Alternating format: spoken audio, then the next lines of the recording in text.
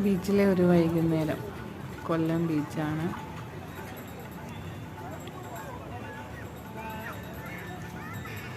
ആളുകൾ ഒഴിഞ്ഞുകൊണ്ടിരിക്കുന്നു. എങ്കിലും അത്യാവശ്യം ആളുകളുണ്ട്, കുടുംബങ്ങളുണ്ട്. സംസാരിച്ചും കഥ പറഞ്ഞും സന്തോഷമായിട്ട് എല്ലാവരും ഇരിക്കുന്നു. ചെറിയ ഭക്ഷണങ്ങളുമുണ്ട്.